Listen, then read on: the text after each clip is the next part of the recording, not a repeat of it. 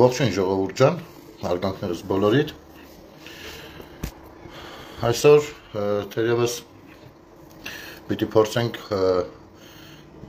առաջին անգամ միջալոց իմ ընկերներից Ջոնսոն Աղաբաբյանի հետ եթեր անել, տեսնենք որքանով կստացվի։ Եթե չստացվի, միևնույն է, մենք խոսալու թեմա ունենք, կխոսենք, բայց սպասենք թող Ջոնսոն Աղաբաբյան միանա եթերին, փորձենք համատեղ եթեր անել։ Եթե դիտում ես, Ջոնսոն, խնդրում եմ ինչ-որ մի բան գրես մեկնաբանությունների դաշտում, որպեսզի քեզ կարողանամ հրավիրել եթերին։ Լավ, մինչև Ջոնսոնը կփորձի միանալ մեր եթերին, եկեք մի երկու բառով հասկանանք ոնց ենք ունշենք, որովհետև դեռևս ապրիլի 24-ը կարծես ասպատակության ենթարկվեցին մեր զգացմունքները և մեր անդրադարձերը կարծես դիտավորյալ այնքան էլ լավ չեն ուզում ըմբռնած լինել որոշ գործիչներ, ներկայացուցիչներ եւ այլն։ Լրագրողներ, ես չգիտեմ, մի սարսափելի բան էր դիտել ապրիլի 24-ի հայերի հոծ բազմությունը դեպի Ծիծեռնակաբերդ ու զուգահեռ տարբեր տելեգրամյան ալիքներով, ֆեյսբուքյան ալիքներով ականատես լինել լրագրողական համայնքի անգրագիտությանը, ես նման բան չես գիտեի, որ կարելի է շատ բաներ սպասել, բայց միևնույն ժամանակ նման բան չէի սպասում այդ մակարդակի, էլի, որ այդքան ցուցադրական, թե ինչքան մենք չգիտենք ինչն ինչոց է։ Ու այստեղ ես պիտի առնվազն երկու մեջբերում անեմ, մեկը Տիգրան Խզմալյանի հետ կապված լրագրողի հարցերը,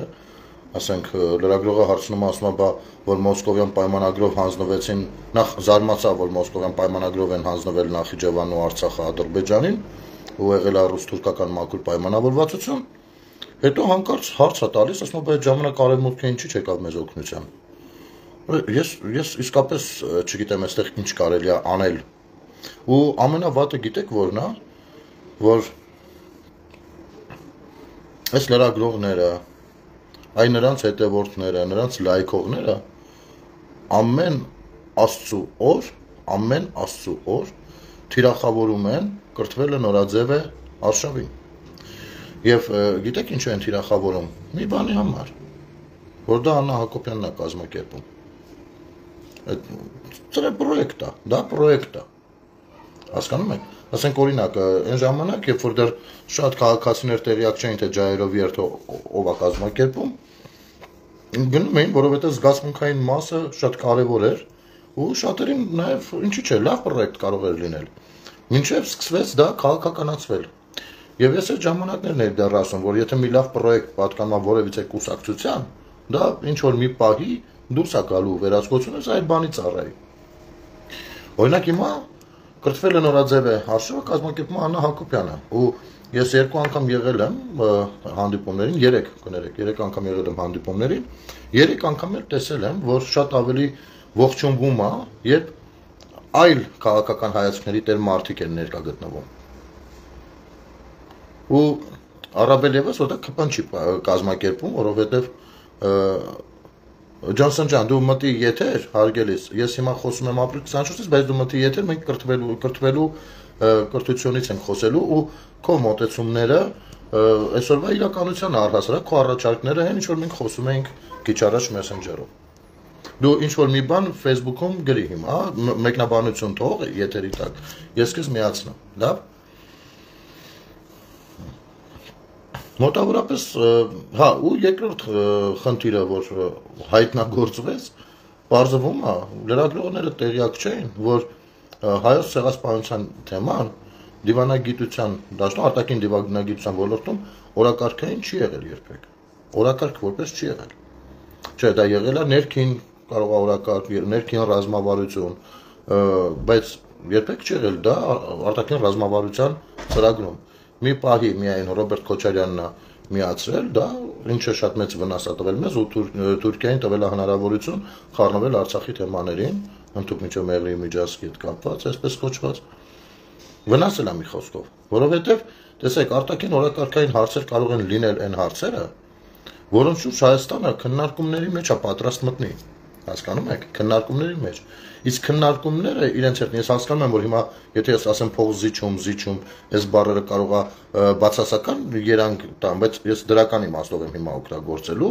ասենք քննարկումները գնում են փող զիջումային տարբերակով, այսինքն գտնելով ընդհանուր շահեր։ Օրինակ, հիմա մենք աշխարհին առաջարկում ենք խաղաղության խաչմերուկ, չէ՞։ Աշխարհը պիտի հասկանա իր օգուտը որն է այդտեղ, ու իրեն պիտի ցույց տաս իր օգուտը որն է։ Օրինակ, այդ խաղաղության խաչմերուկի մեջ ներգրաված է նաև Ադրբեջանով անցնող ճանապարհների եւ այլն, հասկանում եք ինչի համար է դա, որպեսզի չասեն, օ, էսի միանգամից sense ուզում է ինքը sense ու սկսեն խոչընդոտել։ Այսինքն իրավիճակներ են, թեմաներ են, որոնք փոխադարձաբար քննարկման բան կարող են դառնալ, փոխադարձ շահեր գտնելու եւ այլն։ Իսկ բանը չի կարող հիմա ես Ջոնսոն, ես քեզ ուղարկում եմ հրավեր։ Դու միանաս ու այստեղ ինչ է տեղի ունենում հանկարծ ասում է 1965 թվականից բանը զարմանում է ասում օրակարգերը ես նայել եմ ասում է լրագրողն ասում իր ասելով ինքը տեղյակ է 1965 թվականին խորհրդային միության արտաքին օրակարգից որտեղ ցեղասպանությունը տեղագծել ասենք այսքան պրիմիտիվ չի կարելի լինել չի կարելի այսքան անգրագետ չի կարելի լինել կներեք դե գետ հենց չեմ ուզում ասել գիտեք ինչ Ջոնսոն, կներեք ժողովուրդ ջան, Ջոնսոն, ես քեզ արդեն ուղարկել եմ, հենց նոր ուղարկեցի, տեսա քեզ ու ուղարկեցի։ Դու կարող ես էլ ոչինչ չգրել։ Հիմա քո մոտ պիտի ցույց տա, որ ես քեզ հրավիրում եմ եթերի։ Եթե ցույց է տալիս, հաստատել կոճակը սեղմի ու միացիր հարգելիս։ Ժողովուրդ ջան, 1000 ներողություն եմ խնդրում, մի հատ հասկանանք ինչ է ստացվում։ Ջոնսոնի մոտ Աղաբաբյան Նյուտալոս չստացվեց, հիմա մի հատ ենք փորձում։ Մի հատ ենք փորձում, հիմա ես քեզ էլի գտնեմ։ Ահա, մի հատ ենք փորձում։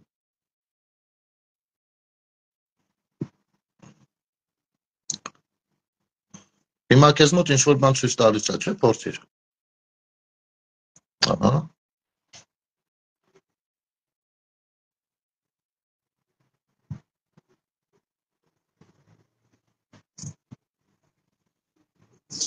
Մի հատ հանրատեմ մի հատ էլ միացնեմ, ահա։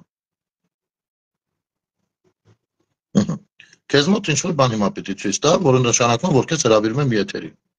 Եթե առանձին լուսամուտով չի բերում, այս ներքևը, էկրանի ներքևը, ասենց երկու հատ մարդու կա նկարած։ Դրանց վրա հիմա պիտի բան ցույց տա։ Սխմեք վրա կստացվի։ Հարց է տալիս։ Բա երբ է օրինականի։ Չէ, պիտի գա։ Մի հատ եթերից դուրս արի նորից մտի հարգելիս։ Մի հատ դուրս արի նորից մտի, որովհետև ուզում եմ, որ մենք անպայման այսօր եթե չստացվի ոչինչ, կփորձենք վաղը նման քննարկում կազմակերպել, բայց հիմա փորձենք։ Արի այստեղից անջատը, հիմա։ Դու դուրս արի եթերից ու մի հատ էլ մտի։ Ու մի բան գրի, հենց մտնես մի բան գրի։ Մի խոսքով, սա խայտարակություն է, որովհետև այդ եթերները նայում է ոչ միայն մեր հասարակությունը, այլ բնականաբար առավել եւս նման օրվա հետ կապված մեր թշնամիները ինչքան ուշադիր են նայում ու դու պատրաստված չլինես գոնե վիկի հանրագիտարանի մակարդակով պատրաստված չլինես ու գաս այդտեղ հարցեր տաց, որոնց չգիտեմ ոնց ասեմ, ինչ է դու լուսաբանում, ինչ է փորձում լուսաբանել, էլի։ Ահա, պիտի որ ստացվի հիմա։ Ջոնսոն Աղաբաբյանն է մեր հյուրը, ժողովուրդ ջան, ու առհասարակ ես հիմա ունեմ մի նպատակ, որը առաջիկայում ավելի պրոֆեսիոնալ բանի կվերածենք, լսենք քաղաքացիների, հատկապես այնպիսի քաղաքացիների, ովքեր որ վերադարձել են Հայաստան եւ ցանկանում են Հայաստանում որոշակի գործունեություն ծավալել ու վստահաբար կունենան փորձ իրենց երկրի կունենան առաջարկները որքանով ընդունելի կլինեն որքանով չէ կարող են քննարկել այդ առաջարկները կարող ենք համաձայնել կամ չհամաձայնել բայց ամեն դեպքում մենք պիտի ելակետային ընդունենք պետության ամրացումը մեր ցանկությունը որ օգտակար լինենք պետությանը օգտակար լինենք առանց քաղաքական իմաստի կառավարիչներին որոշակի առաջարկություններով ու ամեն անգամ կունենանք հյուրեր նո հետագայում ավելի էս ամեն ինչը պրոֆեսիոնալ կլինի իսկ այս պարագայում պարզապես ես ու Ջոնսոնը զրուցում ենք կրթության որակի մասին եթե չեմ սխալվում ուսուցիչ ես եղել չէ Ջոնսոն ոչ ուսուցիչ չեմ եղել ես գործարար եմ եղել ավելի շուտ եւ աշխատել ենք մեծ կազմակերպություններում հոլդինգներում եւ հիմա փորձը այսինքն պրակտիկ փորձն ենք փոխանցում մեր ուսանողներին Ահա Հայաստանի Հանրապետությունում եք ապրում հիմա Այո իհարկե Իրանի Իսլամական Հանրապետությունից եք տեղափոխվել։ Այո, ես Իրանից եմ տեղափոխվել։ Ծնվել մեծացել եք Իրանում։ Մեծացել ենք, սովորել ենք, կրթվել ենք եւ բոլորը Իրանում, բայց Հայաստանի հետ կապը միշտ եղել է, միշտական եղել է։ Այնպես ասած, միշտ Հայաստանի մեջ ապրել ենք, Հայաստանն էլ մեզ մեջ ապրեցրել ենք, այդպես ասեմ։ Հասկանալի է, շատ լավ։ Մենք խոսում ենք, որ Հայաստանում ինչ որ դժվար է զարգանում, հատկապես հասարակական կարծիքի վրա ազդելը ամենատարբեր կրթամշակութային ծրագրերով բավականին դանդաղ է գնում, եթե տեղից շարժվում է իհարկե։ Այ կխնդրեմ մեզ մասով քո դիտարկումները անես, որովհետև գիտեք, sense մի հատ արտահայտություն ունենք Ջոնսոն մեր մոտ։ Այո։ Որ ինչ որ մի բան կառուցում ենք, սարքում ենք, կամ ստեղծում ենք, ինչ որ մեկին ով մինչ այդ չի տեսել ինչ ենք անում, խնդրում ենք, որ մի հատ ինքը գա նայի, անկախ նրանից մասնագետա թե չէ, որ ասում ենք խամ աչք է, էլի, մի հատ խամ աչքով նայի։ Ահա, խամ աչքով։ Այո։ Ոչ թե յուր, այլ ապրելու։ Այո, ու ասենք օրինակ, ինչ ոլորտներում ինչ ես նկատում, ինչ ես, այդ նույն խամ աչքի տեսանկյունից, էլի, ինչն է, որ քեզ ամենաշատը տեսանելի է, թե դրական, թե բացասական իմաստով ընդ որում, տարբերություն չկա։ Ես մերսի Արցի համար շնորհակալ եմ։ Ես այսպես մեկնաբանեմ։ Տեսեք, նպատակն է, որ եթե ապրում ենք որպես քաղաքացի, որպես ազգությամբ մեկ երկրի մեջ, բնականաբար այդ երկիրը հայրենասիրությունը դա արդեն քեզ մեջ ծնված է եւ զարգացած է եւ դրանով ապրում ես առօրյայի մեջ։ Շատ լավ։ Միջև այստեղ բոլորս նույն, ասենք, այդպես պատկեր ունենք։ Եվ մենք, քանի որ սիրում ենք, հայրենասիրությունը գալիս է հայրենիքի ապագան սիրելով։ Հայրենիքի ներկան ինչ որ անցյալի ներդրումը եւ հասած այստեղ բոլորս դրան արդեն վայելում ենք։ Իսկ ապագան սիրելու համար պետք է ուրեմն Հայաստանի հայրենասիրությունը լինում է ապագա, Հայաստանի ապագան սիրել, որ հիմա ստեղծենք, որ ապագայում վայելենք, այդպես ասած։ Ապագան կասենք 20-50 թվականը, չէ՞։ Հիմա սրա համար մեզի ինչ է պետք, մեզ համար գիտակցություն է պետք, իմանալ է պետք։ Ինչպես պետք է անենք, որ այն ցանկալի ապագան մենք ունենք, ցանկալի ապագան։ Այսինքն պետք է մենք գրենք, թղթի տանք ինչ ենք ուզում։ Ով ենք ինչպես ենք ցանկալի ապագան մեզ համար ինչպեսին են մեր հնարավորությունները, որպեսզի ավելի իրատես լինենք, էլի այդ իմաստով։ Դա ճիշտ է, մենք չպետք է պատկերացնենք, թե ապագան լինի հավանաբար ապագա, լինի հնարավոր ապագա, կամ այսպես ասած պատահաբար ապագա, այլ ոչ թե դրանք լինեն, այլ լինի այն ցանկալին, որ մենք ենք ուզում եւ ինքնել գկա, կոնկրետ նպատակ։ 2025-ը կփոխվի կլինի 2030, 2040 եւ 2050-ին բոլորս աստված մեզ կյանքնա տեսնենք։ Եվ այն պետք է իմանալ, որ մենք որտեղ ենք գտնվում, ինչ կետի մեջ ենք եւ ինչ ճանապարհով պետք է հասնենք այնտեղ, որ մեզ համար ցանկալի է։ Բնականաբար դրա հիմքը դառնում է գիտություն, կրթություն, իմանալ եւ առավել եւս տիրապետել այն ամեն ինչին, որոնք քեզ կնպաստի քո նպատակներին հասնելու համար։ Այո, որ վաղվա մասին է։ Այո, այդ անտառից անցնելու համար մեզի ինչ զենքեր է պետք ունենանք մեզ։ Սա փոխաբերական իմաստով եմ ասում, որ այդ դժվար անտառի մեջ պետք է մեզ հետ զրահավորվենք այ փայտով, այլ հրացանով, այլ գնդացիրով եւ որ ցանկացած բարագայթ ունենանք այդ գիտությամբ։ Այո, հիմա դա փոխարինենք ես իմիջայլոց շատ սիրուն հնչեց ու ասես մտավ մեխի նման ուղերից մեջ սիրել ապագան։ Իսկապես մտնում ուղեղը, բայց արդյոք այդտեղ ոչ մի բան չի խառնվում իրար, որովհետև տես անցյալը ասում ենք բան անենք, անցյալի արգասիքը այսօրն է։ Մեր այսօրն է, չէ՞։ Անցյալը մեզ բերել է այսօրվան։ Հիմա մենք պիտի սիրենք ապագան, որպեսզի կարողանանք գնալ այնպիսի մի հատ այսօրվա, որը պիտի կլինի ավելի կատարյալ, քան այսօրն է։ Չէ՞, մոտավորապես այսպես է։ Այո, ոնց էպես։ Բայց արդյոք այդ ապագան չի կարող բայց արդյոք չենք կարող մենք անցյալը, մեր անցյալը, որը շատ խախտված է իմիջայլոց, ու շատ հենց անտեղյակ ենք դրանից, կամ օրինակ կայսրությունների կողմից է մատուցվել, թե մեր անցյալը ինչպիսին է եղել, չէ՞։ Ասենք մենք ինքներս մեր անցյալը մի հատ չպիտի լավ ուսումնասիրենք, որ կարողանանք հասկանալ մենք ով ենք, որովհետև մարդը կամ հասարակությունը այն է, ինչ որ ապրել է իր ընթացքում, չէ՞։ Մենք առհասարակ ով ենք, եւ ինչ հնարավորություն, որպեսզի տես Սերբաստյանցը մի լավ խոսք ունի, ասում է անցյալը դիտաշտարակ է ապագայի համար։ Անցյալը ապագա չի, բայց անցյալը դիտաշտարակ է ապագայի համար։ Անցյալը լավ իմանալով դու կարող ես հյուսել ապագա, իսկապես ապագա։ Այ այստեղ իրար չեն հակասում, սրանք ոնց ես կարծում։ Տեսեք, ես եմ որ ասում եք անցյալը դիտակետ է ապագայի համար, այդքան էլ կարելի է համաձայն չլինել, դա հարաբերական է եւ ինչու, որովհետեւ այսօր որ մենք իրար հետ խոսում ենք, ոչ մի անցյալում այսօր չի եղել եւ այսօրվա իրադրությունները չեն եղել, որ պատկերացում լինի։ Ուրեմն ամեն ինչը մեզ համար նորություն է, ամեն ինչը նոր է գալու։ Բայց դրա համար որ մենք ապական հետազոտենք, ապակայի հետազոտություն ունենալ, այլ չեն կարող նրան կանխատեսել, բայց կարող ենք նրա համար պատրաստ լինել։ Պատրաստ լինենք, այսինքն ինչպես մեր թրենդները նայելով։ Թրենդը հիմա մենք հայերեն կասենք այն ընթացք, որ ընթանում է եւ գնում է առաջ։ Հիմա այդպես եթե թարգմանենք թրենդ բառը, մեր վարկագծի մեջ չէ որ ինքը օրինակ ինչպեսին մենք տեսնում 2030 թվականին, օրինակ հասարակ 1000 ներողություն եմ խնդրում, ես իհարկե ընդհանուր առմամբ համաձայն եմ քեզ հետ, ես պարզապես ուզում եմ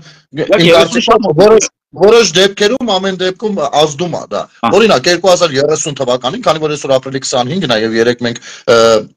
110-ամյա տարելիցին ենք գնահատել եւ խոնարհվում ենք զոհերի շատակի առաջ, ծաղիկներ ենք խոնարհում, օրինակ ու շատ ինքը նեգատիվ բաներ ունեցավ, երանգներ ունեցավ, որովհետեւ հասարակության մեջ ամենատարբեր հակասական կարծիքներ կան ու այդ հակասական կարծիքներն էլ բխում է հենց անցյալում թույլ տված որոշակի սխալներից չզբաղվելով, բանով գրագիտությամբ չընթերցելով, ուսումնասիրություններ չանելով, հասարակության հետ չաշխատելով եւ այլն եւ այսպես շարունակ կամ ասենք նույն սովետական միության ժամանակ ռուսները ասում են գիտեք սրա համար են ձեզ ցեղասպանել, մի խոսքով թուրքը վատնա դրա համար են ձեզ ցեղասպանել, վերջել ավել հարցեր չտակ այստեղ, ասենք այսպեսի մատուցումներ են եղել ու որոշակիորեն ընկալում է ցեղասպանության հետ կապված 1000 ներողություն եմ խնդրում, ես այլ իմաստով եմ օգտագործում, բայց կոպիտ բառ դեգրադացվել է։ Հիմա 2030 թվին մենք ինչպես ենք պատկերացնում Ծիծեռնակաբերդ այցելությունը, ինչպես ենք պատկերացնում, սա եթե մենք լավ ուսումնասիրած լինենք ցեղասպանությունը, որը ամենօրյա ուսումնասիրելու բան է, ինքը ժամկետ չունի։ Ես այսօր կներես որ մի փոքր երկարացնում եմ, Ջոնսոն, բանա հաղորդման շրջանակներում էլ ասացի, օրինակ աշխարհին պարզա ու ընդունելի հրեաների հոլոկոստը 70 տարի առաջ տեղի ունեցած ավելի քան 70 տարի առաջ։ Բայց մինչև այսօր հոլոկոստը ուսումնասիրող ինստիտուտներ կան։ Ու նրանք դեռ զարգացման ճանապարհին են, հենց չի որ արդեն ամեն ինչ արել վերջ։ Այսինքն անընդհատ բացում ու մարդկությանը, այսինքն իրենք արդեն սկսել են օգտագործել իրենց հոլոկոստը իրենց պետության շահերի օգտին։ Հիմա մենք միայն այն բանի համար, որ օրինակ երկրի ղեկավարը Շվեյցարիայում հայտնի հանդիպման ժամանակ ասաց մենք պիտի ուսումնասիրենք առասարակ ինչ է եղել, ոնց է եղել այս համատեքստում միտքը արտահայտել, դուրս եկան, նա ուրացավ եւ այլն։ Այսպիսի բաներ եղան, ես իհարկե չեմ ուզում քաղաքական դաշտ մտնենք, բայց այնուամենայնիվ ցանկացած իրադարձություն հենց քաղաքականության արգասիկ է։ Ասենք մենք հասարակությունը, քաղաքացիները կամ օրինակ հեռուստատեսությունները, կրթամշակութային տարբեր ծրագրեր, հասարակական կազմակերպությունները, ԿԳՄՍ նախարարությունը,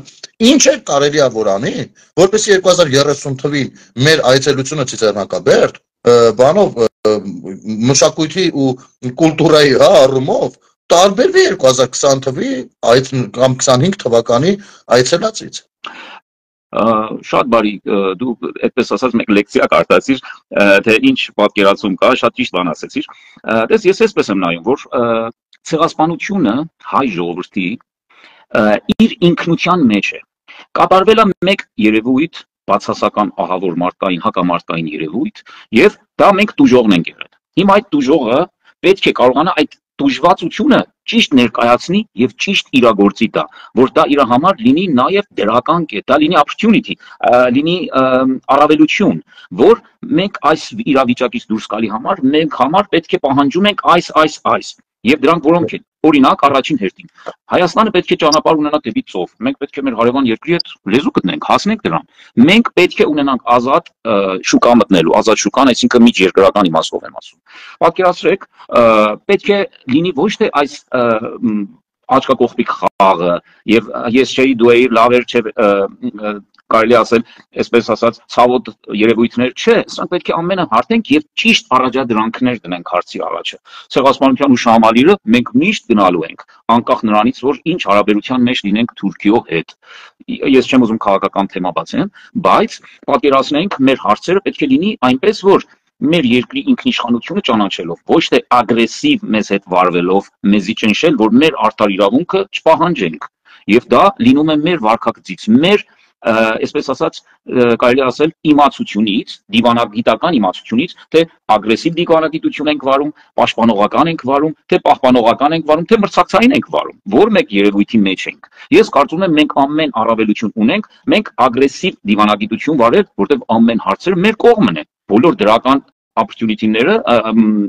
ոնց ենք ասում, առավելությունները մեր կողմն է։ Եվ դա մենք պետք է ինչպես դրանք շարենք, որ ճիշտ օգտագործենք, դա արդեն լինում է մեր իմացության, կրթության եւ գիտության հարցը, թե հարցերը ինչպես ենք շարադրում եւ կարողանանք դա առավելագույնս օգտագործենք հանուն այն 20-50 թվականին ունենաս դու գիտահեն տնտեսություն Ուրեմն ստացվում է այսպես Ջոնսոն, այդպես ստացվում է որ մենք ունենք այսօր հնարավորություն ագրեսիվ քաղաքականություն վարելու, անկախ նրանից ես դրա կողմնակից եմ թե չէ, դա դեռ դնենք մի կողմ։ Համաձայն եմ մեկնաբանության հետ, ու ինքը գոյություն ունենալու իրավունք ունի, բայց այսպեսի մի բան կա։ Տեսեք, մի կողմից ասում ենք, որ մենք ունենք հնարավորություն ագրեսիվ դիվանագիտություն վարելու, մյուս կողմից հասկանում ենք, որ մենք հսկայական ներդրում պիտի անենք մեր գիտական մտքի զարգացման վրա։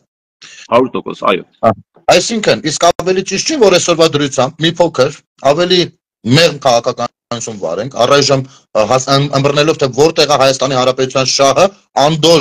անդոր ապահովելու, որովհետև միայն անդորն է, խաղաղ ընթացքն է, որտեղ որ հնարավոր է զարգացնել գիտական միտք, կրթություն, գիտություն, տեխնոլոգիաներ, բիզնես եւ այլն։ Իհարկե ամեն տարի այցելելով ու միշտ այցելելով ու զուգահեռ անգամ ես ասեմ ավելին, ես զարմանում եմ մեր մտավորական իրենց հռչակած որոշների վրա, ովքեր մինչև այսօր չեն կարողանում առաջարկել կամ չեն մտածել, որ կարելի է առաջարկել որևէ մի մշակութային ծրագիր, որը որ հենց կլինի ամենամյա հենց ցեղասպանության հետ կապված հենց էլ միջազգային։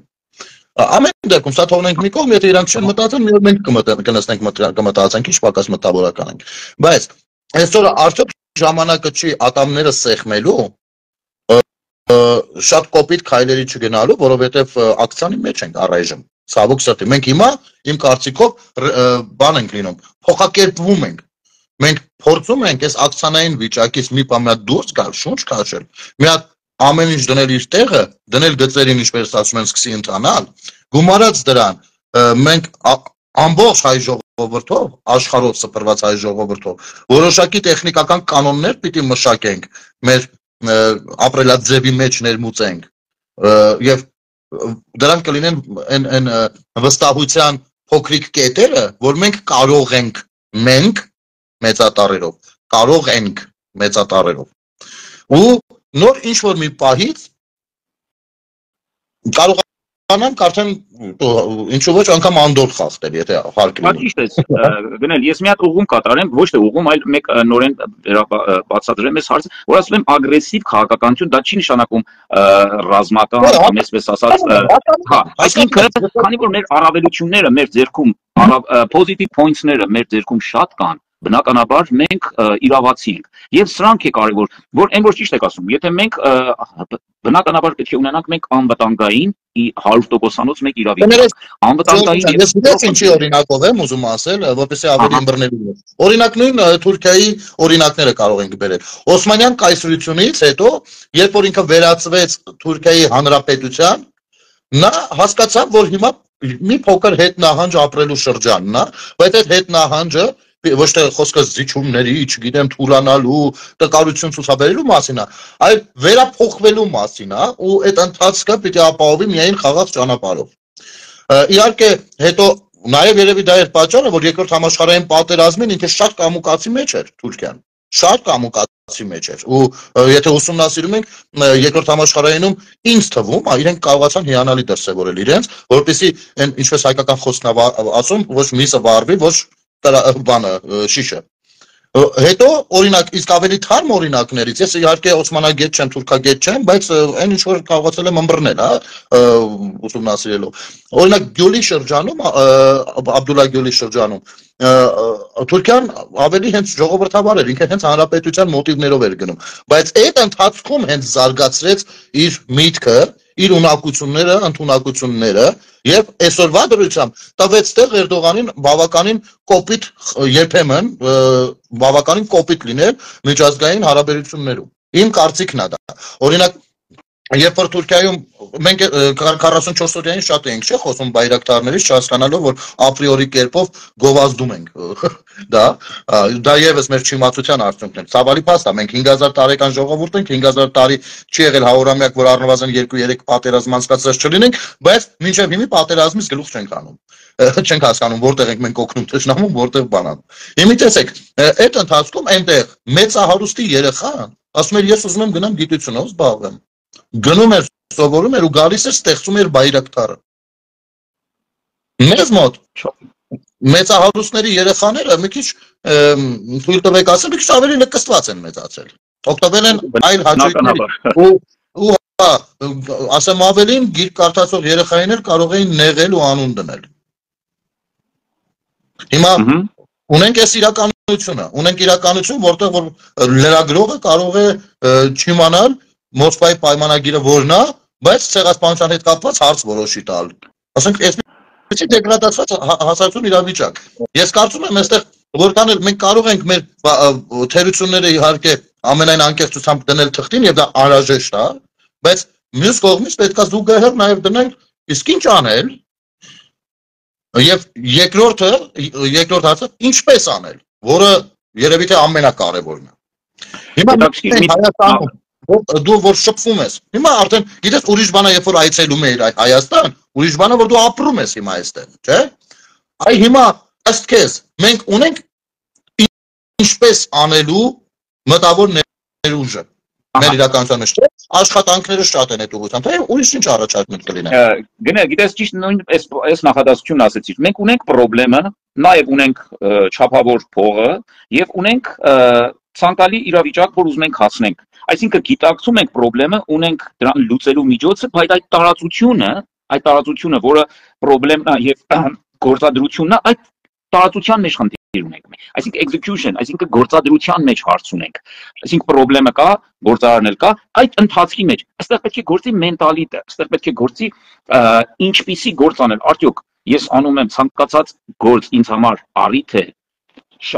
շահագործելու եւ ինձի վերել, այսինքն ինձի բարձրացնելու, թե ազնիվ աշխատելու եւ լավ գործ անելու։ Այս երկու մենտալիտետի հարցն ունենք։ Այսինքն մենք նորեն, այսպես ասած, պետք է ունենանք անկեղծ ասած, մենք պետք է ունենանք ազգայնական մոտեցում մեր երկրի զարգացման համար, որով ազգայնական ենք շատ խիստ մեր երկրի զարգացման համար։ Իսկ բոլոր աշխարհի հետ կշփվենք շատ ժողովրդավար, շատ ավելի կուլտուրական եւ մեր առավելություն եւ մեր հարցերով եւ մեր պատմությամբ։ Ուրեմն այս է հարցը, որ հարցը վերադառնում է մեր մեջ թե մեր մենտալիտետը ինչպես է աշխատում։ Ես գտնում եմ, որ այսինքն այդ ինչ որ ես եմ տեսել փորձից 2099-ից եմ ես Հայաստան եկել գնացել մոտ մի 50-55 անգամ Հայաստան եմ եկել գնացել գործի առիթներով եւ միջոցառումներով Իրան-Հայաստան տնտեսական եւ տարբեր հարցերի մեջ, որ մենք Հայաստանում, եթե դու չունենաս ազգային գաղափարախոսություն հանուն քո երկրի զարգացման, ոչ թե քաղաքական այլ իմաստներով, այդպես ասենք, այդպես ֆաշիզմ եւ ռասիզմի մասին չի խոսքը, այլ ցանկացած գործ անես, որ դու քո բրենդը, հայկական բրենդը զարգանա աշխարհում։ Եվ որպեսզի տարընթերցում չլինի ազգային գաղափարախոսություն, թե պետական գաղափարախոսություն, թե մեկը մյուսով համեմատած։ Այստեղ տարբերությունը թող այսպես ասեմ, ազգայինը ծառայում է պետականության հզորացման մեջ։ Ժողովուրդը քո ազգը քո պետությունն է եւ ազգի զարգացումը քո պետության զարգացումը։ Պետության զարգացումը գալիս է իր տնտեսական զարգացումից, բայց մյուս կողմից ազգի հավասարաչափ զարգացման միակ հովանավորը կարա լինի պետությունը, միայն պետությունը։ Դա այդ պետությունն պետք է սնվի հենց իր ազգից։ Պատկերացնենք, պետություն հովանավորում է համալսարաններում, այնտեղ խորը գիտություններ են զարգանում եւ այդ ուսանողներից, շրջանավարտներից օգտվում է նաեւ իր կառույցի մեջ։ Այսինքն մասնագիտությունը դառնա առաջնահերթություն, ոչ թե հանձնառությունը դառնա առաջնահերթություն։ Մասնագետ մարդը մենք էլի վերադարձանք կրթությանը։ Ինչից որ խոսում ենք։ Այո, կրթությունը ես Հայաստանի ամենաառաջնայինն է։ Կրթությունը Հայաստանի ամենամեծ եւ այսպես ասած կարևոր երևույթն է։ Ինչպես կարելի ասել, ասենք մանկավարժական համալսարանները ամենակարևոր կենտրոններն են Հայաստանում, ըստ ինձի, որովհետեւ նրանք ազգ են դաստիարակում, նրանք սերունդներ են դաստիարակում, որ այնտեղ սերունդները գաղափարներով են զարգանում, գաղափարներով ազգի զարգացման, երկրի զարգացման մենտալիտով են զարգանում։ Որ ես ասում I'm proud to be Armenian, ես հպարտ եմ, որ ես հայ եմ, ինչու ունեմ զարգացած երկիր, ունեմ 4000 տարվա պատմություն, ունեմ ամեն ինչի մեջ մի հատ խորացած երազանք վաղվա մասին։ Ինչպես։ Եվ ունեմ երազանք վաղվա մասին։ Այո, եւ ես կարծում եմ ես դերակատար եմ աշխարհի քաղաքակրթության մեջ դերակատար եմ եւ ես նույն ժողովրդի զավակներն եմ, որ հիմա այսօր ապրում են։ Այսինքն սրա մեջ բոլորը ռեալ եւ ճշմարտություն է, սրա մեջ ոչ մեծամտություն է եւ ոչ այսպես չի եղել։ Մեր ցանկացած միտքը ճշմարտություն է։ Ինչու՞, որտեղ դրա մեջքին կա մի մեծ, այսինքն ճանապարհ անցած ժողովրդի զավակ։ Բայց հետո դա, եթե չի իրականացվում, դա մեր հասարակության չենք ասի մշակույթի մեղքն է, մշակույթը չէ, զարգացել է մշակույթը դարերի ընթացքում եւ հասել է մեզ, բայց դա հասարակությունը չի նշանակում, որ այդ հասարակությունը որ այս 50 տարվա մեջ, այս ասենք 20-25-ից եւ 2000-ից 25 տարի հետ գնալ, այս ժամանակաշրջանի հասարակությունը ապրել է այսպես։ Կարելի է 20-50-ի հասարակությունը շատ ավելի կուլտուրական լինի եւ շատ ավելի զարգացած մտքերով, բայց մշակույթը այսպես իրեն հովանավորում է։ Ուրեմն այդ մշակույթը պետք է ուսուցումով զարգանա, այսինքն առաջ ուսուցումով զարգանում է քո հասարակությունը զարգացնում է մշակույթը, այսինքն այնպես եւ բարձր մշակույթը զարգացնում է բարձր տնտեսություն, եւ բարձր տնտեսության մեջ նորեն առավել բարձր ուսում, բարձր կրթություն, այսինքն այդ ցիկլը անընդհատ բարձրանում է, ոչ թե տեղի վրա է պտտվում։ Հասկանալի է միշտ։ Հա, իհարկե։ Տես, ես կարծում եմ ուսումը եւ կրթությունը դա կուզի մեդիայով լինի, մեդիայով կրթվում է հասարակությունը, որոնք ձեռնահաց չեն համալսարանների։ Մեդիայի մասը լուրջ է։ Մեդիան ես գտնում եմ, որ մեդիայի 30%-ը պետք է թելադրված լինի հասարակական ուսուցման եւ զարգացման, այսինքն պարտավորություն պետք է լինի, ոչ թե կմահաճույք լինի։ Ժողովուրդը պետությունն է։ Ժողովուրդը պետությանն է պատկանում։ Պետությունը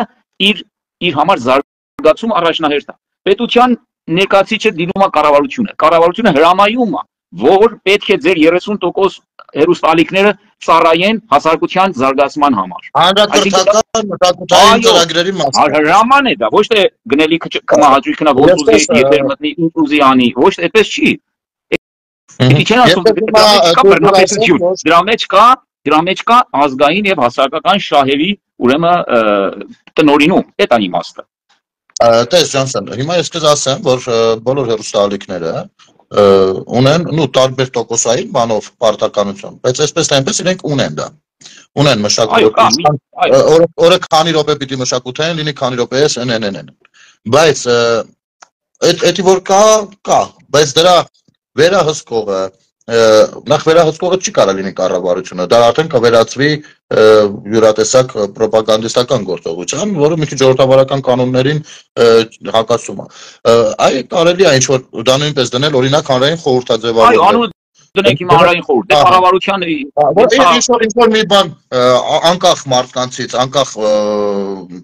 բանից էլի հասարակական կազմակերպություններից հավաքագրվի ու իրենք թող ուսումնասիրություններ անեն ու վերահսկեն ու անգամ ծրագիրը, երբ որ նոր պրոյեկտ պիտի առաջարկվի, դա իրենց մոտով անցնի, իրենք հաստատեն կամ մերժեն, կամ շտկումներ անեն միասին։ Ստեղծագործական ինչ-որ համընդհանուր խումբ երևի պիտի ստեղծվի, որ դա հնարավոր լինի, որովհետև գիտես ոնց է, ցավոք սրտի ես մի թերություններ մենք ունենք։ Երբ որ մի նոր առաջարկ է լինում, մենք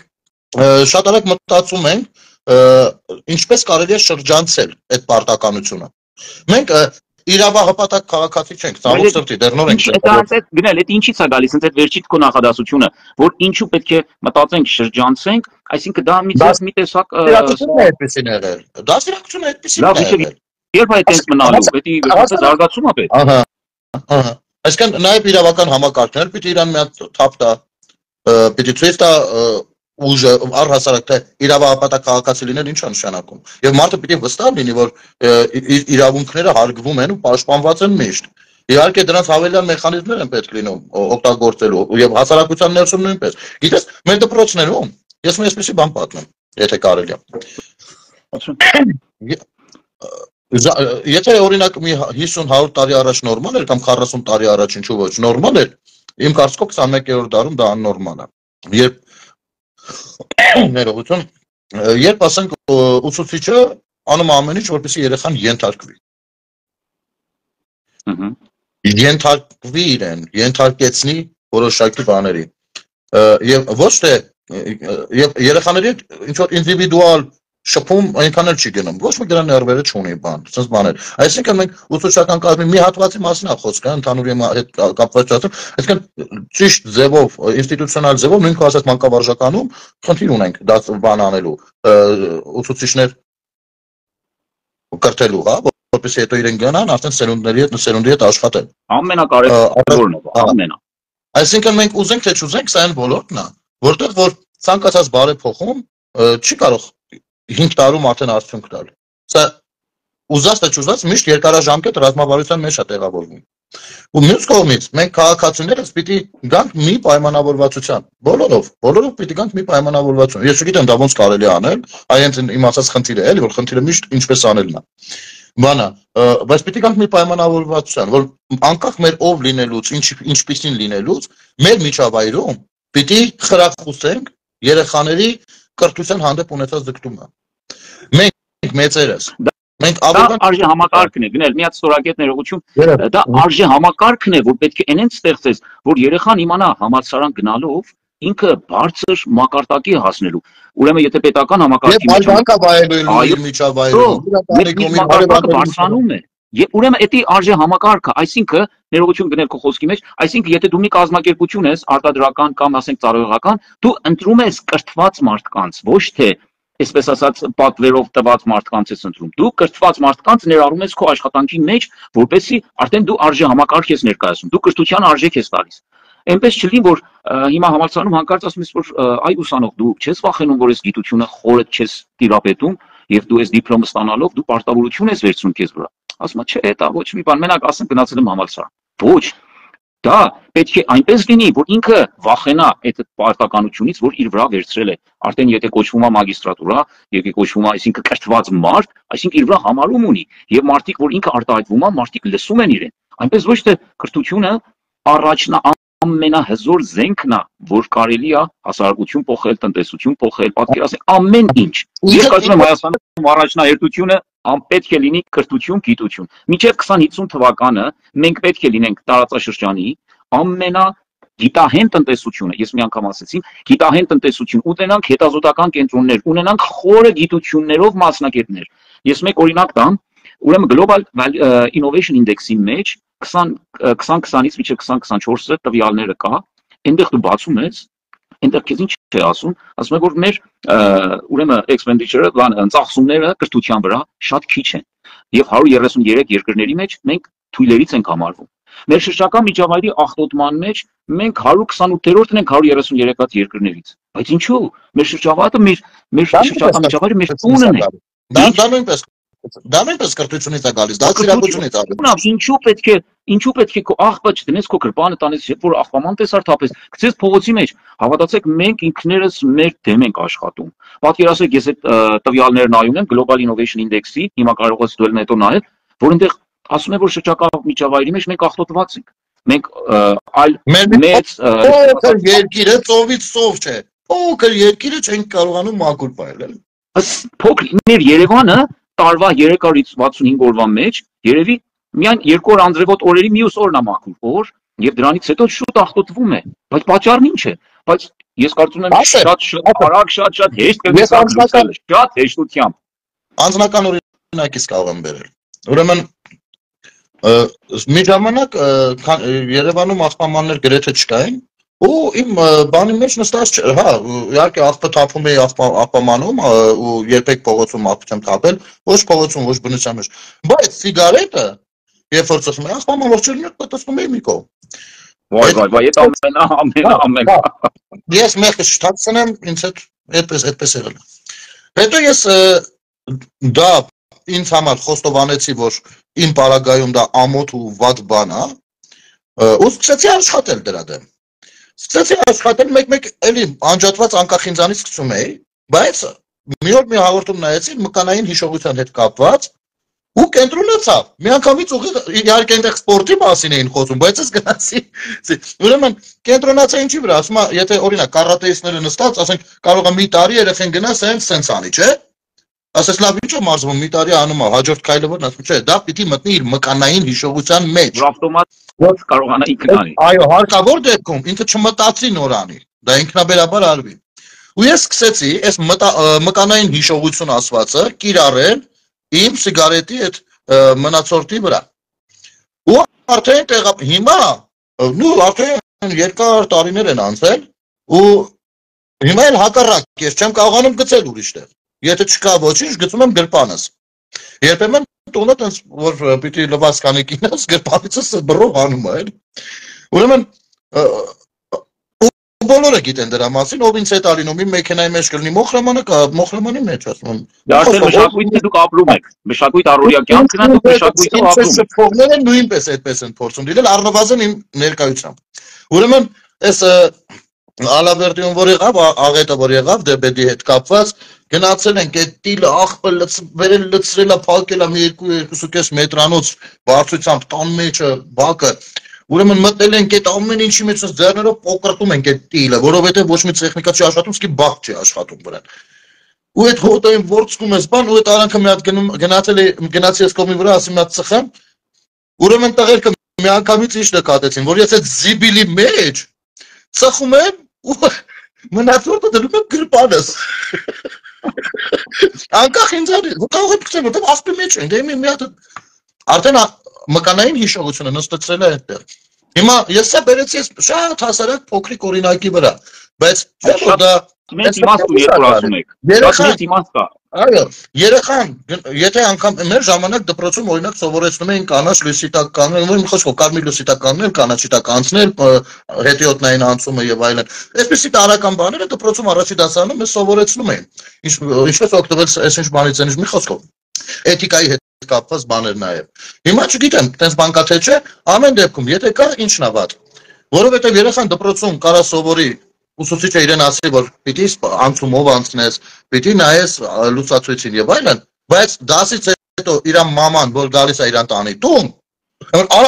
արագ այս կողմով անցկացնի տանի դրանով վատություն անելով իր երեխային ըստ էության որ դպրոցում խոսավորած այնքան էլ կարեւոր չէր դրանով դա է հասկացում եւ այս իմաստով մենք մնում ենք տեղում դոփող հասարակություն եւ երբ որ մեսենջերով խոսում ենք իրար հետ ասում ենք ինչ որ մեր հասարակության կրթամակարդակը կամ առաջ չի գնում կամ շատ դանդաղ է գնում գրեթե անտեսանելի սա հենց մեր սերունդի ու մեր երեխաների մեջ եղած անջրպետն է որովհետեւ մենք ապրել ենք ու դաստիարակվել ենք մի շրջանում որտեղ որ կրթություն ունենալը կարեւոր չէ շատ կարեւոր էր քերի ունենալը որը մի падգամավորի հետ մոտիկ է մեր ժամանակ շատ կարևոր էր մեքենան վարել երրորդ գծով ու շատ արագ արհամարելով մնացածներին բայց դրանք երրորդ աշխարհի մենտալիտետ է անկեղծ խոսենք երրորդ աշխարհի ապրական մենտալիտետ այդ ամեն ինչը ցավոք սրտի մտավ մեր հասարակության մեջ մեր ծնողները չվարակվեցին դրանով որովհետև իրենք անցել են մաքուր շրջան մենք վարակվեցինք դրանով, որովհետև ինչ որ լավ տղություններ են, կայանալը բանսենց բաներ անել, նենց բաներ անել, խուլիգանություն եւ այլն, գողություն անել, տուն պահել։ Այսպես բաներ կար, ու ասում են հալալ է այդ տղուն ախպեր բան, այսպես բաներ կար, հասկանում եք։ Ու հիմա ինչ որ կարևոր բան փոխվում է, այսինքն կրթությունը դառնում է առաջնային, ցանկացած իրավիճակում եւ ինչքան դու կրթված ես լինում, մասնագիտական առումով այդ թվում, այնքան քո առաջխաղացումը կարող ապահովված լինի։ Ու լավ գումար վաստակելը նույնպես։ Բայց մեր սերունդը կարծես թե ինչ որտեղ խանգարում է նրանց։ Ես 45 տարեկան եմ ու խոսում եմ գիտես ինչի՞ց է իմ սերունդում։ Գիտես ինչի՞ց է որ ասես սերունդը խանգարում է։ Դες այն որ ասեցիր ինչքան սերունդը նախ էս նախադասություն ասում եմ learn more earn more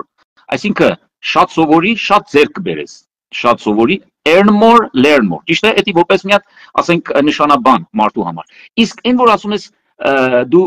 մեզ խանգարում ես սերունդը պատկերացնենք երկու ես ուսանողներին հատկապես աղջիկներին երբ որ խոսում ենք ասում եմ երեխեք այս տղաներ որ սիգար են ծխում ձեր մեղքն է ասում եմ ինչու ասում դուք եք մեղավոր գիտեք ինչու որտեղ ձեր ստանդարտները որ մի հատ տղայի հետ խոսելու ընկերություն անելու համար սիգարը դրա մեջ չեք տեսնում սիգարետ ծխելը եւ մտածում եք որ եթե դուք ասեք որ սիգարետ թող ես կողետ կշփում կունենամ ընկերություն կունենամ ասում լավ տղան կգնա 100% կթողնի դա որտեվ դա պարտադիր բան չի, դա ոչ մոդայմի Ես հիմա շատ ուրախ եմ, որ դու սա ասում ես, որովհետև ինձ մի պահ թվում էր, թե ես եմ արդեն մարազմացիկ բաներ մտածում, ինչ որ չափերն անցնում եմ երևի, բայց ես էլ ինքս մտածում ու ասում եմ, երեխեք ջան, ախր հատկապես աղջիկները տղաներին շատ լավ կարան դաստիարակել։ Այո, այսինքն ճիշտ է, ես վերջին զանգին ավտոյով, չգիտեմ, կամ ինչ որ մի այլ արդյոք բարձր մուզիկայով բան, ու դուք նախընտրում եք տես տղաներին։ Դրանով դուք կարող եք հակառակ բաներ ներկայացնել, հավատացեք, միանգամից ամեն ինչ կընկնի տեղը։ Միանգամից, շաբարակ։ Իրոք այդպես է։ Այսինքն մեր աղջիկները, մեր հայ կանայք իսկականից համեստ, ամենահամեստն եմ ես համարում աշխարհի մեջ, թող ով ինչ ուզի ասի, հարգում ենք բոլորին, բայց իրենք նաև դաստիարակիչ ուժ ունեն, դաստիարակիչ, այդպես ասած, առավելություն ունեն, բայց ցավոք քիչ են օգտագործում եւ մեր այսպես ասած այդ ծխախոտի հարց որ ասեցիր, Երանի թե այնպես լինի ոչ մի երիտասարդ, ոչ մի ծխախոտ չծխի, ծխախոտ մենք մենակ արտահանենք այլ երկիր, որտեղ դա ազդում է մեր ոչ թե առողջականի վրա, նաև մեր մտածելակերպի վրա, նաև մեր մտածողության վրա, լինում ենք շատ արագ մտածող, առանցի հավեսի, շատ շուտ ագրեսիվ եւ դրանք ազդեցություններ են, որոնք ասում ենք, չէ, հեչ բանա ծխում ենք, չէ, կախվածություն է։ Հիմա մենք տարբեր թեմաներից ենք խոսում։ Ես ասում եմ դու չես ասում թե չեմ ծավալվելի միջայլոց, այստեղ մարդիկ մասնակցում են մեր զրույցի, ես չգիտեմ դու ինչքանով ես նկատում, ինչքանով թե։ Ես նոր կամած նոր նայեցի որ մասը, որ մեկը, որ մասնակցում են, որ ասում ենք հիմա տարբեր թեմաներ ենք շոշափում։ Ասեմ որ ես կարծում եմ հետաքրքիր է մեր դիտորդներին այս բային, որովհետեւ գրելա գնալ ջան, հիմա աղջիկները տղաներից ավելի շատ են ծխում։ Դա լինում է disaster-ի վրա, այսինքն ոնց ենք ասում, այսինքն ակննդական, ատամննդական։ Հա, այդպես բան ամոթ է, ընդհանրապես տղան ծխի, ասենք լավ մի առժամանակ, հետո կարող է թող, բայց աղջկա ծխելը դա լինում է ոչ սիվիլ, ոչ մեր հայեցի դաստիարակության վայր, այլ թող սիվիլ բան չի, ես ցավոք սրտի ծխող եմ ու շատ եմ ծխում, ցավոք սրտի։ Հակներես ես դրանք չեմ նկատում ու ասում եմ, բայց ամենայն դեպս բայց իսկապես չէ, ես շատ կուզեի որ չլինեի ծխող։ Ոչինչ, ասում եմ իջե որ մարդ չվնասվի, չի հետո իմանա որ այն ղադրը չի մա, ղադրն էլ այդպես հայերեն պարսկերեն բառ է։ Ամենայն դեպս գնա ջան, ես էսպես եմ կեզրում ասում որ կրթությունը եւ իմացությունը, ասում եմ the knowledge is base for development, գիտությունը հիմք է զարգացման համար եւ գիտության օբյեկտներն են դպրոցները, նախ եւ առաջ դպրոցները, միջև ավագ դպրոց շատ ավելի կարեւոր են եւ նրանից հետո համալսարանը, այսինքն ընդեղ է դաստիարակվում քո ապակա քաղաքացի։ Ես մի դեպք պատմեմ։ Մենք 21-ին որ եկել ենք Հայաստան, ուրեմն այս չգիտեմ որ տարիներ, երևի երկրորդ տարիներ 22-ին, իմ փոքր աղջիկս եկավ ասա, պապա, կաշառք ինչ է։ Ասացի, կաշառք, հիմա մի պահի մեջ աննախադեպ մի հատ այդպես հարց էր, որ ուզում ես թե դաստիարակչական իմաստով խոսես եւ թե ինչ է եղել ով այդպես բան ասել։ Ու դու մի ասի դասանի մեջ ֆրֆրացել ասես բան եւ հետո ինքը կամած սովորեց, որ ես օրինակ եթե ես իրան մի հատ նվեր եմ տալիս մի գործ, ասում եմ հա պապա ինձ կաշառք ես տալիս, որ ես մի բան լավ անեմ։ Այսինքն նախապես զգացի որ այս մենտալիտետը կամած դպրոցների մեջ խոսվում է, տեսնվում է, որ ուսուցիչի վերաբերմունքը այնպես պետք է լինի։ Եթե մի հատ այսպես նախադասություն ասեմ, կաշառակերտում կոռուպցիան սկսվում է դպրոցներից, ոչ թե ուսուցիչներից է։ Այսինքն դպրոցների մեջ խոսակցական ոչից որ այնպես որ ուսուցիչը դու ասեցիր ուզում է ենթարկացնի, ոչ չի կարող ենթարկացնի, պետք է այնպես վարվի, որ դիմացինը պարտավորված լինի համապատասխան կերպ վարվի իր հետ։ Սա լինում է դաստիարակչական հիմքը։ Դպրոցները մեր շատ կարևոր տեղ են, հատկապես մանկավարժական համալսարանները, որ պետք է այնտեղ լինեն ամենաբրենդները, ամենաերանիները, որոնք գնում են այդ համալսարանները, որոնք 20-50 թվականի սերունդը, որ կլինի 25 տարեկան, այսօր եթե ծնվի, դա կլինի այսօրվա մեր դաստիարակած ուսուցիչների արդյունքը։ Եվ ես կարծում եմ ամեն բան Հայաստանում հնարավոր է, այսինքն պակաս բան չկա երջանիկ զարգացած երկիր դառնալու։ Անկեղծ եմ ասում։ Սա մենք ճիշտ ուղղությամբ վրա ենք եւ միայն պետք է այս մեր շախմատը շատ ճիշտ խաղանք։ Եվ ճիշտ խաղալն էլ դա գալիս է նաեւ մեր ուսումից, մեր կրթությունից, մեր գիտությունից, որ ձեռք ենք բերել։ Որովհետեւ ոչ մի ժամ չի կրկնվում, հանկարծ մի սխալ գնացել է։ Ասում եմ կորած հողը դու կարող ես զարգանաս, հզորանաս հետ բերես, բայց չդաստիարակված սերունդին էլ չես կարող վերադարձնել իր տարիքների մեջ։ Դա կգնա մի առժամանակ քո երկիրը վատ կապրի, հետադիմաց կապրի, հետո նորից նոր սերունդ նորից ստեղծվի եւ ճիշտ դաստիարակվի։ Ուրեմն կրթությունը եւ գիտությունը ամենակարևորն է եւ պատիվ նրանց, որոնք ովքեր կրթել են, դաստիարակել են այնպիսի ազգ, որը այս իրավիճակի մեջ, այս դժվար ժեոպոլիտիկ կենտրոնում մեր ժողովուրդը դեռ գոյատևում է։ Չմոռանանք, որ Տերյանն ասում էր Բաբելոնն էր մեր ախոյանը, տես անհետ կորել, ասորիքներ մեր ճշնամին։ Եվ այդ Բաբելոն ասորիքները 1000 տարի անց ժողովուրդներ են եղել։ Եվ մենք դեռ գոյություն ունենք։ Ուրեմն մենք դրական կետեր շատ ունենք, շատ, եւ պետք է միայն ճիշտ շարենք իրար կողքի, որ իրար չմերժի, եւ բոլորը միասնական ուղղության մեջ կարողանա ծառայի եւ իր ազդեցությունը տնի։ Ես մի բան հավելեմ, որպեսզի ավելի բարձ լինի մեր հետևորդներին, խոսքը ոչ միայն, երբ որ ասում ենք կրթություն, ոչ միայն համալսարանական գիտելիքների մասն է, որովհետև դա ավելի շատ մասնագիտական կրթություն է տալիս, եւ ոչ պակաս կարևոր են բնականաբար արհեստագործական գիտելիքները, այսինքն միջին մասնագիտական գիտելիքները, խոսքը առհասարակ դաստիարակության, ընկալունակության որակական մակարդակը բարձրացնելու մասին է, ու այդ ամեն ինչը կարող լինի, այո, կրթվելով ինքնակրթությամբ, թեկուզ զբաղվելով, թեկուզ մեր տարիքում, օրինակ ես մի թույլ կտամ, այ խոսքի վրա է, հենց հիմա օրինակ բերեմ։ Ուրեմն նվեր եմ ստացել երկու գիրք, մեկը արդեն սկսել եմ կարդալ, Մարտին Մանուկյան, Հայաստանի պատմություն։ Ես շատ հնարավոր է, սա կարդալուց հետո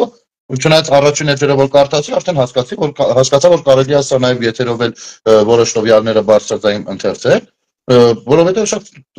այնպիսի տվյալներ կան, որ ինձ համար էլ էր նորություն ու հաճելի էր դա գիտակցելն ու իմանալը։ Հիմա տեսեք, որպեսզի այս գիրքը, որը ինձ շատ դուր է եկել, բանա, որպեսզի այս գրքից լինի, անհրաժեշտ են օրինակ հովանավորներ, որ տպագրության գնա, իմիջիայլոց կգմցնեի օքեյին արժանացել է։ Բայց մենք հովանավորչական ինստիտուտների խնդիրներ ունենք։ Ինչը պիտի հովանավորվի, ինչպես ասեմ, ցանկացած հաղորդում ավելի արագ կհովանավորեն, որ գոնե գովազ դիտվի, քան Գրեթե դա շատ հեշտ երևույթ է։ Դու ինչու ես ասում ենք հովանավորության խնդիր ունենք։ Ես ասեմ, որ չունենք եւ չենք կարող ունենալ։ Ինչու։ Պատկերացրու գնելը մի գիրք է գրել, մի գիրք է պատկերացրել, իսկ նա հովանավորիչ ունենա։ Դիմում ես այն գործարանները, որոնք արտադրողական եւ կարողություններ ունեն։ Իրենց բրենդով, իրենց անուններով գրքեր են հրատարակել, այդ գիրքը հրատարակվում է եւ իրենց կնիկը դրվում է այս գիրքը հրատարակվել է այս կազմակերպության կամ այս արտադրող ընկերության հովանավորությամբ եւ դա արդեն գրքի առաջի շապիկի վրա, որտեղ այդ մարդը թեև ազդել է նաեւ հասարակական վերելքի համար։ Գիրք հրատարակելու։ Հիմա ես քեզ ասեմ խնդիրն ինչումն է։ 2002-3 թվականներն են, երբ որ ես ինքս էլ երկու գիրք եմ հրատարակել, նաեւ այդ ժամանակ բանաստեղծություններ էի գրում։ Ուրեմն առաջինը որ խնդրում էի հովանավորներ, ինձ առաջ եղավ, մեկը ասաց ես կհովանավորեմ, բայց պիտի գրքի մեջ մի հատ էջը ամբողջը լինի իմ խոսքով, որ ես եմ հովանավորել, ու ով եմ ես։ Ես իհարկե մերժեցի, ասի կարող ենք օրինակ հետևի էջում կամ առաջին էջում դնել ձեր լոգոն կողքը գրել շնորհակալություն, այս ինչ կազմակերպությունն է հովանավորել, բայց ժուրնալ չեմ, որ մեջը մի հատ էջ, ասենք բանաստեղծություն ես կարդում, մեկ է գա, ասենք չգիտեմ, Թան Մածունի ռեկլամ մի հատ էլ, ասենք սխալ է, էլի, օրինակ եմ ասում Թան Մածուն, մի քիչ ուրիշ կազմակերպություն է։ Ասենք, այսինքն երբեմն այդ հովանավորը կարծում է, որ ինքը լավություն է անում, հենց ստեղծագործողին, բայց ոչ ստեղծագործողին դու լավություն չես անում, դու անում ես աշխատանք, փոչապատ պետության համար, քո մասով, դա լավություն չի, դա լավ բան է, օքեյ, շատ լավ բան է։ Գիտեք ինչու է այդպես մտածում։ Ստատողությունը որ մտածում է, եթե գնելին է գնահատում, գնելին ուրեմն օգնելով գնելին է օգնում, դա ցույց է տալիս այդ մարդը, կներես, ցածր մակարդակի մտածողության տեր մարդը, բայց մի հատ կազմակերպություն Հայաստանի Հանրապետությունում փողատերերի մեծամասնությունը շրջակից ցածր է իրաց մակարդակը։ Հիմա էդի մեղքը ոնց կարելի ասել, մենք կարելի է մեկնասի որ քալանի տարին է, շուստրիները, ավելի շուստրիները կամ ավելի բջերը, արագ հարստացել են։ Մի բան ես եմ ասում, բոլորը ժամանակաշրջանում չեմ Հայաստանում եղել, բայց հիմա այդ հետ սովետական որոշակի հանցագործ սխեմաներով արագ հարստացել են։ Հիմա նրանք գնաց սիրուն բաներից հարցնես եւ գիտես, քանի որ մի ժամից ավել է արդեն եթերում ենք, որպեսզի չձանձրացնենք, շատ հաճելի է Ջոնսոն ջան, ասեմ, որ ես առաջարկում եմ ժամանակ առ ժամանակ տարբեր թեմաներով մտնել եթեր անել, քննարկել։ Գիտեմ ես վարդական ինչպես է եղել։ Որովհետեւ կարծես թե միտքը կիսատ է մնում, բայց ամեն դեպքում շատ երկար էլ պետք չի որ Այո, այո։ որ մարդը Անտես, բանը, ես որպես եզրափակիչ մի հատ էլ հարց, թեմա էլի, խորենք, տես, իսկ այդ կրթության, դաստիարակության ոլորտում, բացի լավ մասնագետներ, բացի լավ մոտեցումներ, ինչպես ես կարծում, կամավորական աջակցություն մասնագետների կողմից, անհրաժեշտ է թե չէ, ասենք օրինակ, հաստատ օրինակներ է, Դու քեզ վրա օրինակ բերել։ Ասենք հիմա դու զբաղվում ես ինչ-որ բիզնես ծրագրերով, խորհրդատվությամբ եւ այլն։ Բնականաբար դու դրանով գումար ես վաստակում եւ տուն ես տանում։ Ու դու դրա մասնագետն ես դարձել հենց դրա համար, որպեսզի կարողանաս գումար վաստակել տուն պահել։ Դա միջոց է, այո։ Ահա։ Բայց արդյոք չարժի այ հենց նման մոտեցումը նաեւ կամավորական ձևով որոշակի հանրության ներկայացուցիչների հետ նույնպես սկսվել մի փոքր երբեմն անվճար սկզբունքներով։ Մարդկանց զարգացումը թեկուզ 1-2 դասաժամով, զարգացումը թեկուզ այդ ուղղությամբ ինֆորմացիա ապահովելու համար։ Բնականաբար այդ ամենաշատ դրական երևույթն է, որ ես գնամ աղջկանցս դպրոցը, ասեմ, որ ես 1 օր կհատկացնեմ ձեր դպրոցի որպես դասախոս ցանկացած բարագայի, ցանկացած հարցով, որ համընկնի ձեր ավագ դպրոցի երեխայի հետ, ես կներկայացնեմ ձեզ ամենայն սիրողաբար։ Բայց եթե ոչ մի արձագանք չլինի, դա իմ մեղավորությունը չի, դա լինում է դպրոցի տնօրենի եւ իրենց աշխարհայացը ոնց է նայում հարցերի։ Ուրեմն կամավորությունը, եթե ունես մասնագիտություն, որ կարող ես share անես, հիմա ոնց եք ասում, կիսվել բոլորի հետ, դա ամենայն սրբության գործն է։ Ես կրթելը մարդկանց բարձրացել ես ինքդ եւ բարձրացնես դիմացինին նաեւ, քո կողքիդ ընկած, չասենք ընկածին։ Եթե դու բարձրացիր եւ բարձրացրու, այս գաղափարը պետք է լինի, ոչ թե նա մրցակցա Հոմենանտ մեն եղել ես? Հա, ես եղել եմ սկաուտական եմ, եղել սկաուտական դաստիարակություն։ Այդ բարձրացիր եւ բարձրացուրը շատ հետաքրքիր բան է։ Այո, դրանք մարդ դաստիարակելու ուղղություններ են։ Իրանում սկաուտական համակարգը լավ աշխատում էր եւ մենք փոքրուց 82 թվից ես անդամակցել եմ եւ շատ լավ դաշնակները ամեն դեպքում իրանցով են էլի անում։ Այ ամենավատը դա է, երբ որ քաղաքականությունն նման լավ բաներ է։ Ասում եմ, որ եթե մի հատ թերություն ունես, ասում եմ, որ ներողություն, եթե ինչ-որ մեկը թերանում, ասում ենք, այս մարդը կրթվել է այս հասարակության մեջ, այս համալսարանի մեջ, ուրեմն մենք ենք թերացել, որ այդ մարդը այդպես է եղել։ Ուրեմն պետք է ավելի կատարելագործվենք, որ թերություններ քիչ ունենանք։ Համաձայն եմ։ Բարի, այսքանով սահմանափակվենք հարգելիս։ Բայց առաջիկայում ժամանակ առ ժամանակ այս ֆորմատով հանդիպելու պայմանավորվածությամբ։ Շատ բարի հույսով մեր լսողները դրական մենք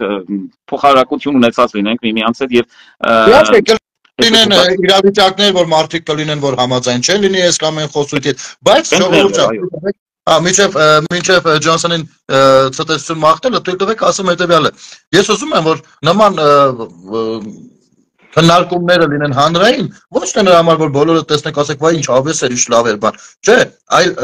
դա դառնա համացանցում նորմ։ Մի քիչ խելացի բաներից խոսանք, մի քիչ լավ բաներից խոսանք, մի քիչ հետաքրքիր բաներից խոսանք։ Այն լուտանքները, բաները դա դնենք, դա էլ իր տեղը ունի, հա, չկա։ Բայց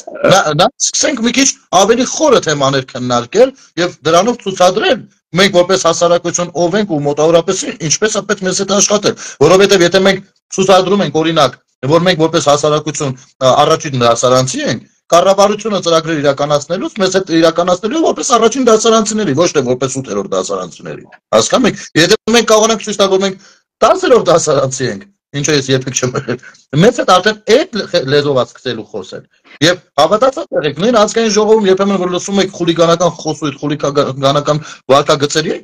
բանը ականատեսվում, դա հենց նրանից է, որ մեր հանդեպ ունեն մեր հանդեպ որպես հասարակություն ունեն այդպիսի տպավորություն։ Բայց իմ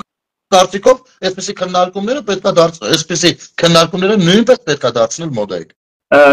Գնա ջան, ես արիք մեկ բան պայմանավորվենք իրար հետ, որ մյուս անգամ, քանի որ այս կրթական եւ նալեջ եւ գիտությունից ենք խոսում, ինչ կրթությունները պետք ունենալ։ Դա ասեցինք համալսարանը, տեսակետները մասնագիտություն է։ Իսկ այլ ինչ կրթություններ պետք է մենք ունենանք, որոնց այսպես ասած հասարակության մեջ օգտագործելի են։ Դրանք տարբեր, ես կարծում եմ մի 6-7-8 կրթական տերմինաբանություն է, որ պետք է նաև նրանց մասին միասին շեյր անել եւ խոսել։ Համաձայն եմ հետաքրքիր առաջարկ է, պայմանավորվեցինք։ Եվ զուգահեռ ես ուզում եմ մեզ արտերկրից հետևող ընկերներին ասել հետևյալը. եթե դուք ունեք որոշակի ծրագրեր, տիրապետում եք ինչ-որ հմտությունների, ես առաջարկում եմ դրանք բերենք դարձնենք այսպես այս ֆորմատով քննարկումների յետակա։ Խնդիր չկա, տարածությունը ժամանակակից տեխնոլոգիաներով հնարավոր է լինում հաղթահարել։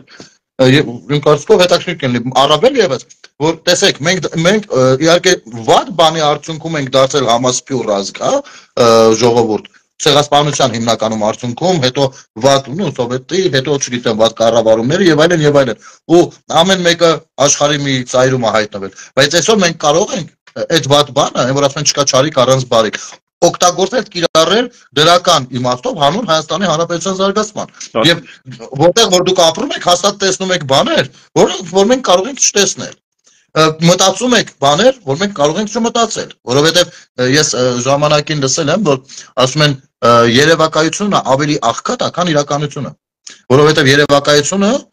ծնվում է իրականություն, այսինքն դու ինչպիսին ես, այդպես ես երևակայում, դու ավելին չես կարող երևակայել, իսկ իրականությունը մենակ այն չի, թե դու ինչպիսին ես, այն է ինչ որ շատ է ու ինքը կա, այսինքն դա կարա օգուտ տա, նման զրույցներ ունենանք, ինչ է պատահել, աշխարհի տարբեր երկրներից էլ կարող է կապել, պարտադիր չի որ Հայաստանում լինենք, ու փորձենք ազդել հասարակական պատկերացումների ընդլայնման վրա, մտահորիզոնի ընդլայնման վրա, սրանք կարևոր բաներ են իմ կարծիքով, չգիտեմ, եթե անգամ կարևոր չի, ամենայն դեպս վնաս չի, օգուտա վնաս չի։ Շատ օգուտ եւ կարևոր եւ անհրաժեշտ տերմինաբանություն է, որ մեր հասարակությունը պետք է օր առաջ տիրապետի դրան, որովհետեւ աշխարհի զարգացումները, աշխարհի այդ զարգացման գնացքը ոչ թե վազելով պետք է հասնենք այդ գնացքին, ոչ թե հեծանիվով այլ մոտորով, պետք է շատ արագությամբ ամենայն ուժեղ մեքենայով հասնենք եւ թռնենք այն զարգացման գնացքի մեջ, որ հետ չմնանք։ Մեր կողմից չթողնենք այս զարգացման գնացքը շատ մենք կողքի չնայենք իր անցնելուն ու տեսնենք ինչպես է։ Մենք էլ մեջը նստենք այդ գնացքի մեջ։ Շնորհակալություն։ Շնորհակալություն ձեզ եւ ամենայն բարիք մեր հարգելի ունկնդիրներին եւ հետևողներին։ Գնել ջան, քեզ շատ շնորհակալ եմ, դու էլ յուրահատուկ մարդ ես եւ շատ այսպես ասած սպეციფიկ եւ շատ ազդեցիկ գործեր ես անում եւ դա գնահատելի է, որ շատերից կարելի է դա չսպասել եւ դու անում ես կեցես։ Շատ շնորհակալ եմ գնահատանքի համար, եղբայր։ Լավ եղեք, ամեն ինչ լավ լինել։ Բարին ձեզ, Աստծո։ Շնորհակալ ենք, բարի ձեզ, բարի գիշեր։ Տեսություն։ Տեսություն։ Տեսեք, ժողովուրդ ջան, շատ շնորհակալություն ձեզ նույնպես դիտելու համար, տարածելու համար եւ առհասարակ եկեք նմանատիպ խոհերը, նմանատիպ լեքսիկոնը, շփման միջոցը, ձևը, թեմաները դրանք դարձնենք առաջնային, քան բամբաստոտությունը, քան չգիտեմ իրար վրա քարեր նետելը, իհարկե առանց իրար վրա քարեր նետելու էլ չի լինում, երբեմն ստիպված ենք լինում պաշտպանվելու համար հակադարձել ու հակադարձել երբեմն նույնքան կոպտությամբ, ինչպեսին որ լինում է մեր հանդեպ նետածը, բայց այնուամենայնիվ պետք է նաև փոխենք ինչ-որ կերպ այդ ընթացքը իրավիճակների չենք կարող թողնել միշտ նույն կերպով մնա։ Այնպես որ շնորհակալություն բոլորիդ համբերատար մինչև վերջ դիտելու, կիսելու, տարածելու եւ գնահատանքի համար կփորձենք նման եթերներ հաճախակի անել։ Բարի գիշեր ձեզ։ Ամեն ինչ այս սենսա լինելու։